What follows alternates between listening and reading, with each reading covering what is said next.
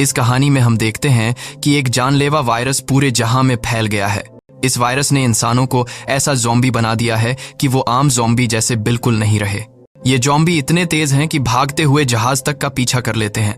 कुछ के अंदर इतनी चालाकी आ चुकी है कि उनकी सोच भी इंसानों से आगे निकल गई है, और कुछ ऐसे हैं जो कई किलोमीटर दूर बैठे इंसानी खुशबू तक पकड़ लेते हैं। दुनिया हर तरफ से तबाही में घिर चुकी है और इस बर्बाद दुनिया में अब सिर्फ 2 इंसान जिंदा रह गए हैं। क्या ये दोनों इस डर और मौत से भरी दुनिया में खुद को बचा पाएंगे, या फिर इनका भी वही अंजाम होगा जो बाकी सबका हुआ? आज की इस वीडियो में हम इसी सफर को शुरू से लेकर आखिर तक समझेंगे। शुरुआत में हम एक छोटे से लड़के को देखते हैं जो अपने कमरे में आराम से बैठकर कार्टून देखने में लगा हुआ होता है, लेकिन तभी अचानक टीवी का सिग्नल गायब हो जाता है और स्क्रीन पर एक इमरजेंसी अलर्ट चमकने लगता है। यह रिपोर्ट उस मासूम की हंसी एक पल में गायब कर देती है। खबर में बताया जाता है कि दुनिया में एक खतरनाक वायरस फैल चुका है, ऐसा जहर कि जिस इंसान को लग जाए वो कुछ ही मिनटों में डरावने ज़ॉम्बी जैसा बन जाता है। वायरस की रफ्तार इतनी तेज है कि पूरी दुनिया इसकी चपेट में आ चुकी है। टीवी पर बार बार चेतावनी दी जा रही होती है कि जो भी ये संदेश सुन रहा है वो जल्द से जल्द अपने लिए कोई महफूज जगह तलाश कर ले। लड़का ये सब देखकर घबरा जाता है। वह लड़का अभी सोच ही रहा होता है कि अचानक ऊपर वाले कमरे से एक अजीब सी आवाज आती है। आवाज सुनकर उसकी सांसें जैसे गले में अटक जाती हैं।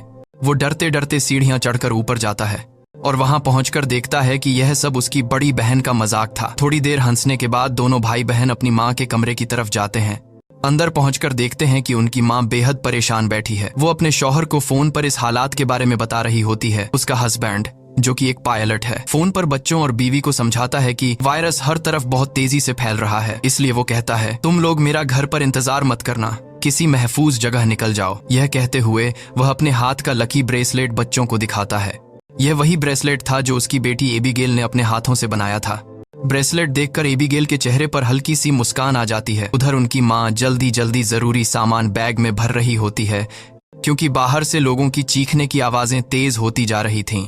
वो बिना वक्त बर्बाद किए दोनों बच्चों को लेकर घर से बाहर निकल आती है। जैसे ही वो कार में बैठने लगते हैं, अचानक एक ज़ॉम्बी उन बच्चों की मां पर झपट पड़ता है। यह सब देखकर एबीगेल इतनी डर जाती है कि वो तुरंत कार के नीचे घुसकर छुप जाती है और अपनी आंखों के सामने अपने छोटे भाई और मां को ज़ॉम्बी के हाथों मरते हुए देखती है। वो ज़ॉम्बी उसे पहचान नहीं पाता और धीरे धीरे वहां से चला जाता है। छोटी लड़की डर के मारे कांप रही होती है। तभी उसकी नजर पड़ती है उसकी माँ भी अब ज़ॉम्बी बन चुकी है। माँ अपनी बेटी की तरफ बढ़ती है और एबीगेल की जिंदगी खतरे में पड़ जाती है। लेकिन उसी पल एक अंकल जैसे फरिश्ता आ जाता है। वो तुरंत एबीगेल की मां को खत्म कर देता है और एबीगेल को अपनी गोद में ले बचा लेता है। कुछ ही देर बाद एबीगेल देखती है कि उसका छोटा भाई भी ज़ॉम्बी में बदल रहा है। उसे रोकने के लिए अंकल एबीगेल को कहता है कि कान बंद कर ले और उसके ज़ॉम्बी बन चुके भाई को भी आखिरी बार गोली मार देता है। अब कहानी में समय 10 साल आगे बढ़ जाता है। समय बीत चुका है और अब हमें दिखाई देता है कि ज़ॉम्बी वायरस ने पूरी इंसानी सभ्यता को तबाह कर दिया है। जो शहर कभी रोशनी से जगमगाते थे अब वीरान और सुनसान हो चुके हैं। अरे इंसान या तो मर चुके हैं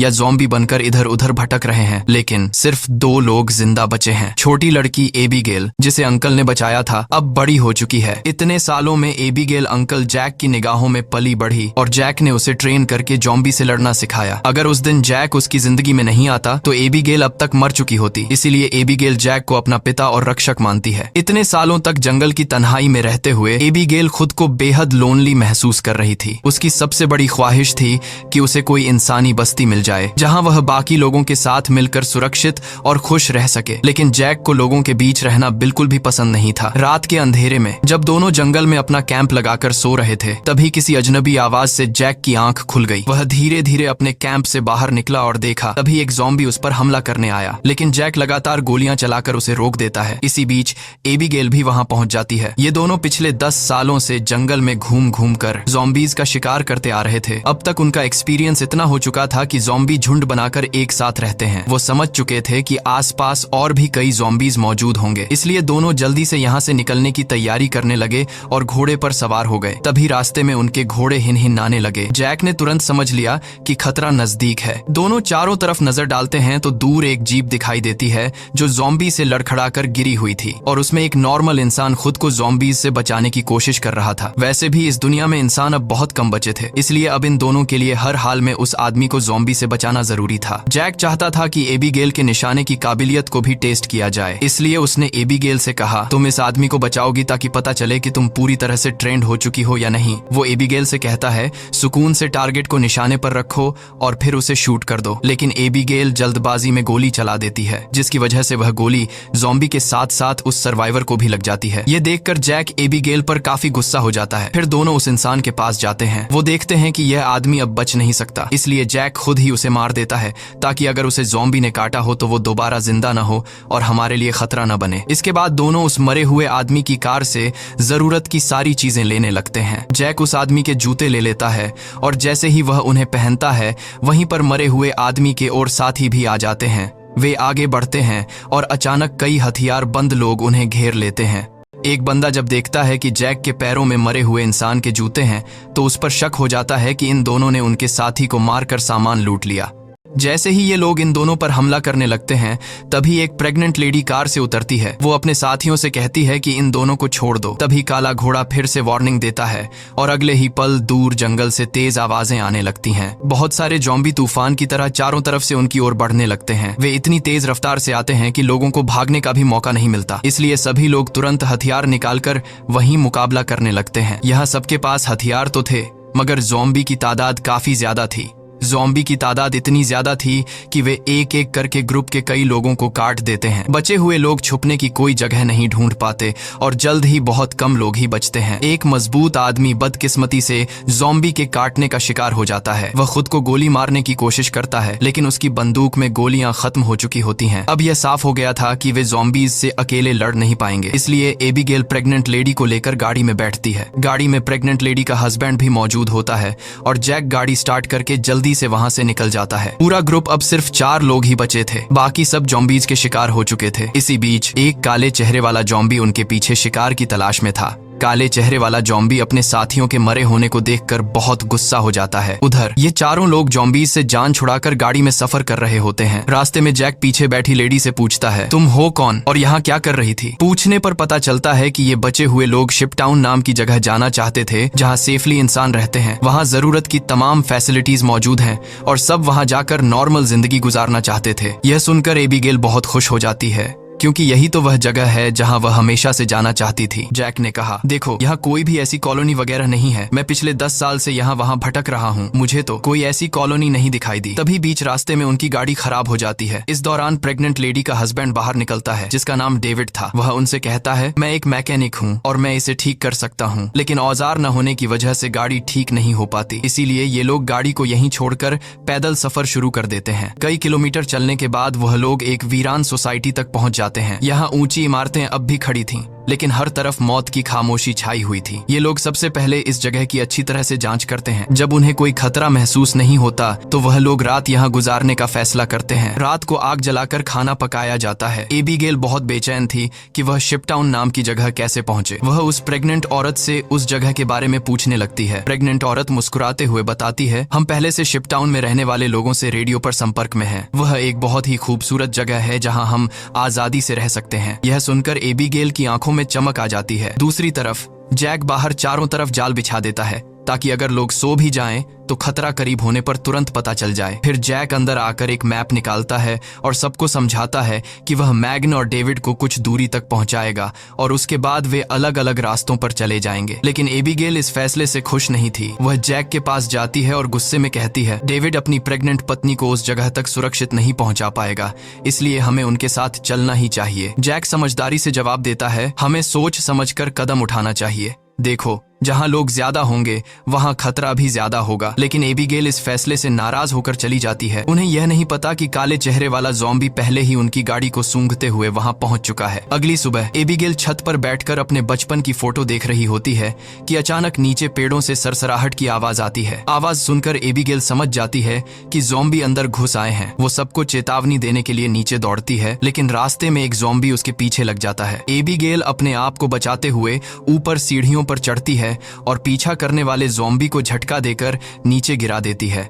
लेकिन इस हड़बड़ी में उसका संतुलन बिगड़ जाता है और वह खुद भी नीचे गिरने वाली होती है।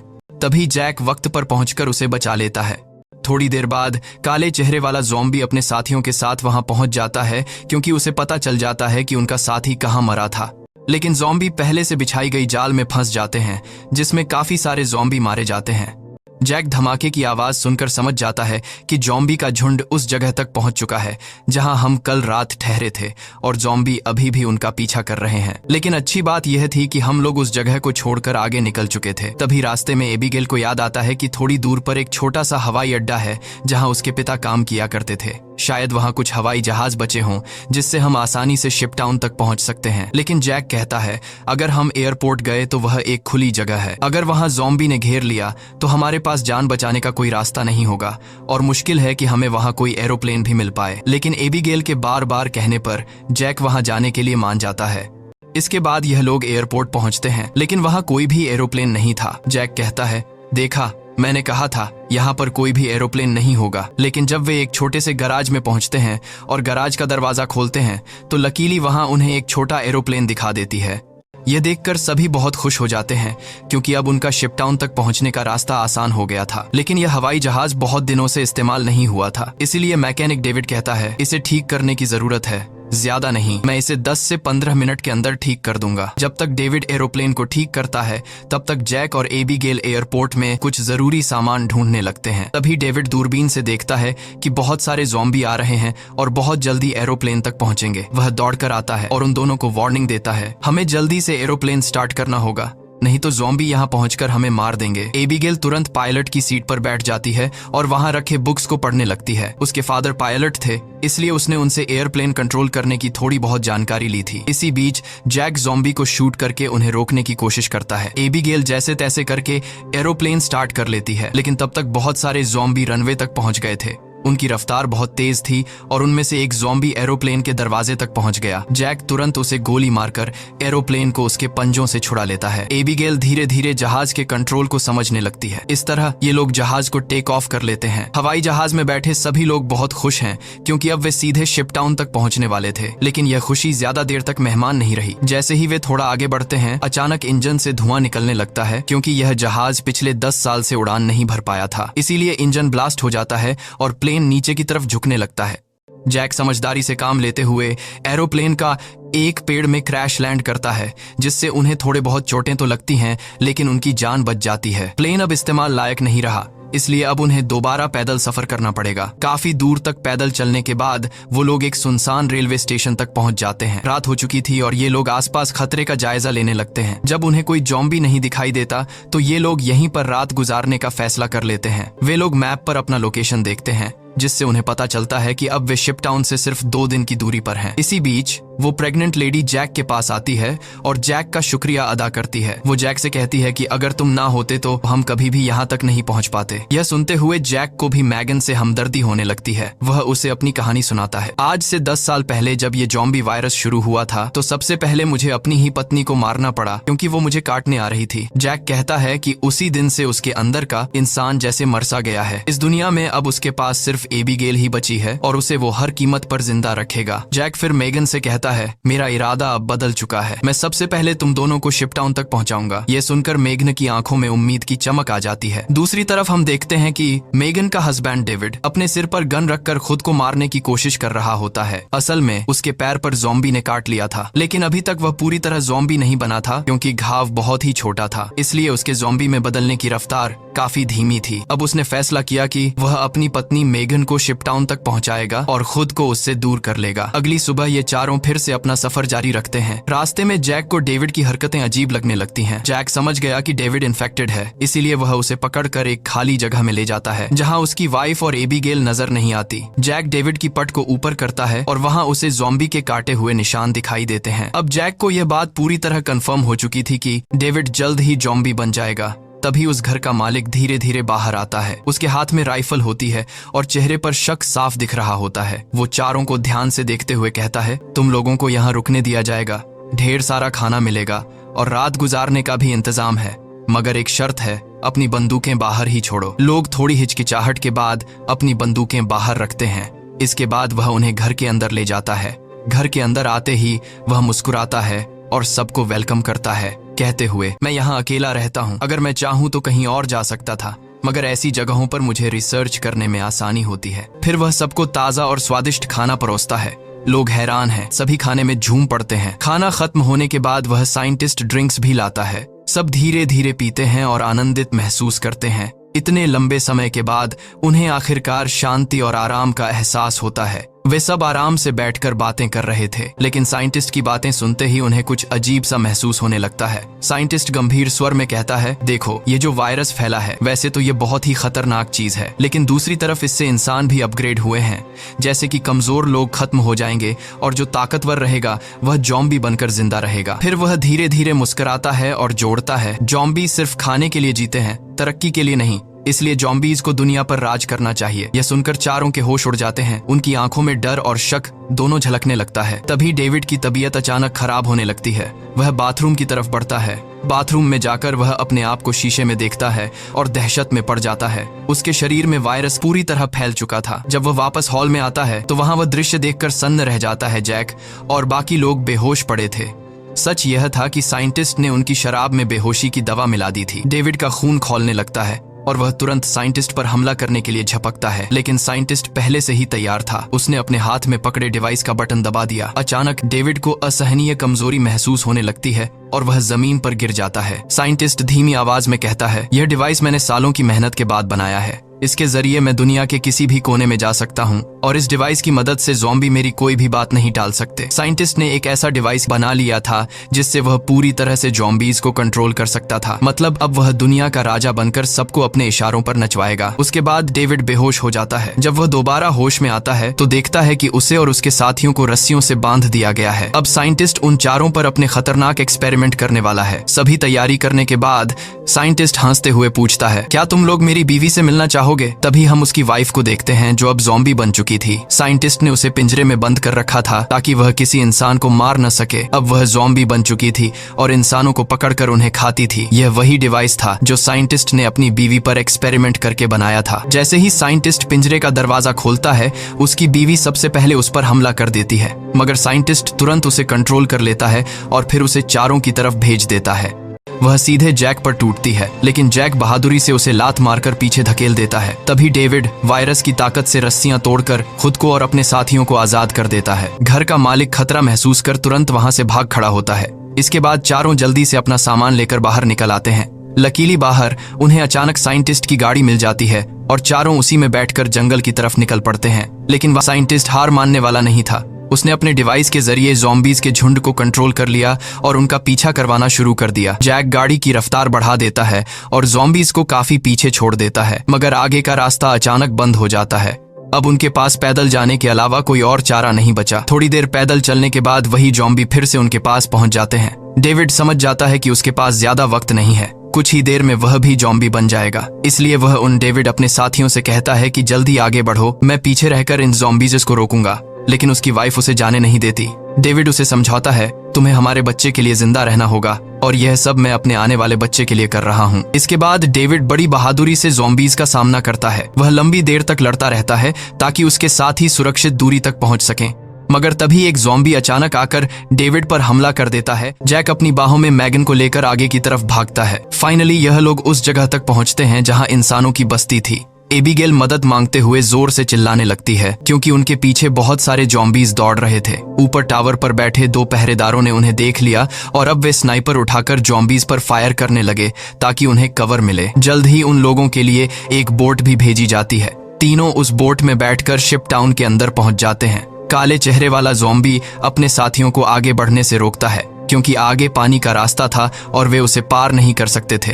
वहीं दूसरी तरफ मैग्ने की डिलीवरी होने वाली थी और उसे तुरंत इलाज की जरूरत थी। अच्छी बात यह थी कि यहाँ डॉक्टर और हॉस्पिटल की पूरी फैसिलिटी मौजूद थी। अगली सुबह हम देखते हैं कि इस जगह को कई बड़े जहाजों से जोड़कर एक टाउन बनाया गया है जिसके चारों तरफ पानी फैला हुआ है। जैक एबिगेल से कहता है, अब हमें यहाँ से निकल जाना चाहिए, लेकिन एबिगेल ने यहीं रहने का फैसला कर लिया था। उसे लोगों के बीच रहना और उनके साथ जीना बहुत अच्छा लग रहा था। इसी बात पर दोनों के बीच एक बड़ा झगड़ा हो जाता है। तभी एक डॉक्टर वहाँ आती है और बताती है कि मेगन ने एक बेटी को जन्म दिया है, लेकिन खून ज्यादा बहने की वजह से शायद ज्यादा दिन नहीं जी पाएगी। यह सुनकर जैक का दिल भारी हो गया। वह जल्दी से हॉस्पिटल के कमरे की तरफ भागता है। मेगन बहुत कमजोर हो चुकी थी और वह अपनी बेटी को जैक के हवाले करना चाहती थी। वह चाहती थी कि उसकी बेटी भी एबीगेल की तरह बड़ी होकर जिए। जैक को अपनी मरी हुई पत्नी की याद आ जाती है और वह मेगन की बेटी को अपने पास रखने के लिए तैयार हो जाता है। इधर एबीगेल एक हैंडसम लड़के के साथ एंजॉय कर रही थी। उसने कभी सोचा भी नहीं था कि इतने सारे लोग एक साथ बैठकर शराब पी सकते हैं और खूबसूरत संगीत पर जमकर नाच गाना कर सकते हैं। यही देखकर उसका यहीं रुकने का इरादा और भी पक्का हो गया। थोड़ी देर बाद एबीगेल उस हैंडसम लड़के को चुपके से एक कैबिन में जाते हुए देख लेती है। वह उसे देखकर अंदर चली जाती है। जब वह कैबिन में पहुंचती है तो देखती है कि पूरा कमरा तारों और बमों से भरा हुआ है। एक वायरलेस स्विच भी वहां लटका हुआ था। जैसे ही वह उस स्विच को छूती है तभी वह लड़का भागता हुआ आता है और बताता है कि उन्होंने शिप टाउन के नीचे बम लगाए हैं। अगर कभी यह जगह खतरे में पड़ती है तो लोग उसी रास्ते से भाग जाएंगे और बाहर से इसे उड़ा देंगे। लेकिन दोनों को बिल्कुल भी अंदाजा नहीं था कि वह दिन इतनी जल्दी आएगा। साइंटिस्ट गुस्से में वहां तक पहुंच जाता है। वह देखता है कि इन लोगों ने बहुत सारे ज़ॉम्बीज को मार दिया है जिनके सहारे वह इस दुनिया पर राज करना चाहता था। वह अपने कंट्रोल डिवाइस के जरिए उस काले चेहरे वाले ज़ॉम्बी राजा को अपने कब्जे में कर लेता है। साइंटिस्ट की मदद मिलने के बाद शिप टाउन के नीचे का पानी अब उन्हें नहीं बचा सकता था। बहुत सारे ज़ॉम्बी पानी के नीचे से निकलकर उन शिप्स तक पहुंच जाते हैं और लोगों पर अचानक हमला कर देते हैं। कई लोग वहीं मारे जाते हैं और शहर में अफरा तफरी मच जाती है। इधर जैक को भी यह पता चल जाता है कि ज़ॉम्बीज ने हमला कर दिया है। उसे एबीगेल की चिंता होने लगती है और वह उसे ढूंढने निकल पड़ता है। ज़ॉम्बीज को मारते हुए वह आगे बढ़ता है और आखिरकार एबीगेल को ढूंढ ही लेता है। दूसरी तरफ उस साइंटिस्ट सन भी शिप पर पहुंच जाता है और अचानक एबीगेल को पंच मारकर नीचे गिरा देता है। यह देखकर जैक गुस्से में आकर साइंटिस्ट की तरफ दौड़ पड़ता है। लेकिन तभी बीच रास्ते में एक ज़ॉम्बी आकर उसे धक्का देता है और नीचे टैंक में फेंक देता है। वहीं साइंटिस्ट भी पहुंच जाता है और जैक से बदला लेना चाहता है। वह जैक को लात मारकर गिरा देता है। लेकिन जैक को पता था कि साइंटिस्ट से सीधे लड़ना फदूल है, इसलिए वह चतुराई से हमला करता है और साइंटिस्ट के हाथ में लगे डिवाइस को दीवार से मारकर तोड़ देता है। अब साइंटिस्ट के पास ज़ॉम्बीज को कंट्रोल करने की ताकत नहीं रही। साइंटिस्ट जल्द ही ज़ॉम्बी का शिकार बन जाता है। अच्छी बात यह थी कि इस कैंप में पहले से ही भागने का रास्ता मौजूद था। बहुत सारे बचे हुए लोग सुरंग के रास्ते से नदी के दूसरी तरफ पहुंच जाते हैं। जब बम चालू करने का वक्त आता है तो वह हैंडसम लड़का बटन नहीं दबाता क्योंकि एबीगेल अभी भी शिप पर है। अब जैक और एबीगेल बाहर की तरफ भागने लगते हैं, लेकिन पीछे से ज़ॉम्बी राजा एबीगेल को पकड़ लेता है। तभी जैक तेजी से उस ज़ॉम्बी के सर पर लकड़ी से वार करता है जिससे वह पीछे गिर जाता है। अचानक एबीगेल की नजर गलती से उस ज़ॉम्बी राजा के हाथ में बंधे ब्रेसलेट पर पड़ती है। यह वही ब्रेसलेट था जो उसने बचपन में अपने हाथों से अपने पिता के लिए बनाया था। बचपन में अपने हाथों से अपने पिता के लिए बनाया हुआ ब्रेसलेट देखते ही एबीगेल समझ चुकी जाती है कि यह ज़ॉम्बी उसके पिता हैं। लेकिन अब वह इंसान नहीं रहा बल्कि पूरी तरह ज़ॉम्बी बन चुका था। जैक तुरंत उसे पकड़कर जबरदस्ती खींचकर भागने को कहता है। वह हैंडसम लड़का दोनों को भागते हुए देखकर तुरंत वायरलेस रिमोट का बटन दबा देता है और पूरा शिप टाउन राख में बदल जाता है। हालांकि इन सब के बीच लड़ाई अभी भी खत्म नहीं हुई थी। कैंप का सरदार अपनी गर्दन पकड़कर आता है क्योंकि लड़ाई के दौरान उसे ज़ॉम्बी ने काट लिया था। वायरस फैलने से पहले ही काले चेहरे वाला ज़ॉम्बी उस पर हमला कर चुका था। हैरानी की बात यह थी कि ज़ॉम्बी राजा भी धमाके में बच निकला था। जैक तुरंत दौड़कर उस ज़ॉम्बी राजा से मुकाबला करने लगता है, लेकिन जैक ज़ॉम्बी राजा के सामने कमजोर पड़ रहा था। इसीलिए एबीगेल जमीन से बंदूक उठाती है और यह जानते हुए भी कि सामने खड़ा ज़ॉम्बी राजा उसका पिता है, एबीगेल निर्णय लेती है क्योंकि वह देख रही थी कि ज़ॉम्बी राजा जैक को मारने वाला था जिसने उसे पाल पोस कर बड़ा किया था। इसलिए एबीगेल बिना देर किए उस काले चेहरे वाले ज़ॉम्बी राजा को गोली मार देती है। अगर उसने यह नहीं किया होता तो ज़ॉम्बी राजा वहां मौजूद सभी लोगों को मार देता। उसके बाद जैक और एबीगेल एक दूसरे को गले लगाते हैं। अब जैक, एबीगेल और बचे हुए लोग दूर समुंदर की ओर देख रहे हैं जहां एक सुनसान द्वीप मौजूद है। वे लोग वहीं एक नई इंसानी बस्ती बसाने का फैसला करते हैं। यहीं के साथ यह कहानी खत्म हो जाती है। अगर आपको यह वीडियो पसंद आई हो तो हमारे चैनल को सब्सक्राइब करना और वीडियो को लाइक करना मत भूलिए।